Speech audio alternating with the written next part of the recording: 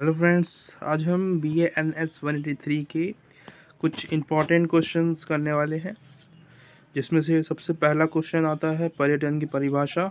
और उसी के अंदर हम पर्यटन मानव विज्ञान के अध्ययन में मानव विज्ञान की भूमिका पर चर्चा भी करेंगे।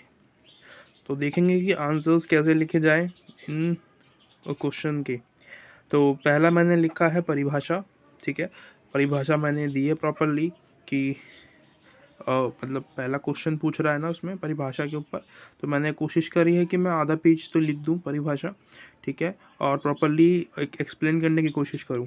और सेकंड टॉपिक आता है हमारा मानव विज्ञान की भूमिका, जो क्वेश्चन में पूछा था हमसे सेकंड वाले में। जैसे कि भौतिक मानव विज्ञान होता है, ठीक है, सामाजिक मानव विज्ञान होता है, पुरातात्विक मानव विज्ञान होता है और भाषाई मानव विज्ञान होता है। तो तीनों को मैंने अलग अलग डिफाइन किया हुआ है। और फिर लास्ट में निष्कर्ष। कम लग रहा होगा, डेफिनेटली लगेगा, क्योंकि मैंने इनको डिस्क्राइब नहीं किया है। आप एग्ज़ाम में डिस्क्राइब करके आना। ठीक है, जैसे मैंने बोला था आपसे, ये जो पेपर होता है ये 50 मार्क्स का होता है, 10-10 नंबर के क्वेश्चंस होते हैं इसमें। तो उसके अकॉर्डिंग अगर आप 3 पेज भी भर देते हो तो अच्छे नंबर आ जाएंगे। ठीक है, नंबर मिल जाएंगे आपको, डेफिनेटली पूरे मार्क्स मिल सकते हैं, क्योंकि 10 में से 8, 7, 8 तो मिल जाते हैं। ठीक है, क्योंकि इग्नू वाले जो टीचर्स चेक करते हैं वो एग्ज़ाम में नंबर देने में थोड़ी कंजूसी करते हैं, नहीं देते हैं। तो इस तरीके से पहला टॉपिक भौतिक मानव विज्ञान, मनुष्य का विकास करना, भिन्नताएँ क्यों हैं, लंबाई चौड़ाई, इन सब में फ़र्क ढूंढना इनका काम होता है। जो भौतिक वैज्ञानिक होते हैं, सामाजिक भौतिक वैज्ञानिक कौन होते हैं?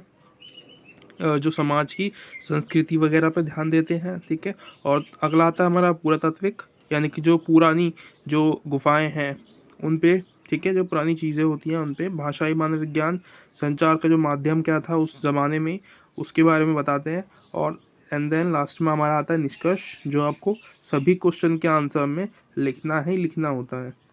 ठीक है, इसमें आप ना यहाँ पे पर्यटन की परिभाषा में एक प्रस्तावना, एक इंट्रोडक्शन भी ऐड कर सकते हो, अगर आपको थोड़ा लंबा करना है, इसको खींचना है तो। राइट, अगला क्वेश्चन आता है हमारा भारत पर पर्यटन के प्रभावों की उदाहरणों के साथ चर्चा कीजिए। तो मैंने लिखा है भारत पर पर्यटन के प्रभावों की भूमिका निम्नलिखित प्रकार है, आप ऐसे लिख सकते हो। और फिर मैंने फर्स्ट पॉइंट बनाया है आर्थिक प्रभाव, जिसके अंदर मैंने लिखा है आर्थिक रूप से मजबूत करता है। ठीक है, पर्यटन रोजगार देता है, जिस देश में वो पर्यटन जाएगा उसमें रोजगार होगा। भूमिका जो है सही प्रयोग होती है, उपयोग पद्धति बढ़ती है। अगला है हमारा इसके नकारात्मक प्रभाव। देखो, प्रभाव पूछे जाते हैं तो इसका मतलब है कि वो नेगेटिव और पॉजिटिव दोनों होंगे, तो आपको दोनों लिखने होते हैं। सामाजिक प्रभाव, यानी कि उच्च जीवन शैली हो जाती है, नई संस्कृति को अपनाते हैं। उसके नेगेटिव क्या होते हैं कि संस्कृति का, हमारा जो संस्कृति होती है किसी देश की, अगर पर्यटन जाते हैं तो उसका नाश होता है। अगला आता है हमारा भाषा पर प्रभाव।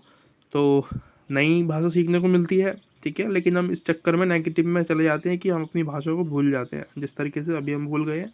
और एट द एंड निष्कर्ष, कंक्लूजन निकलेगा।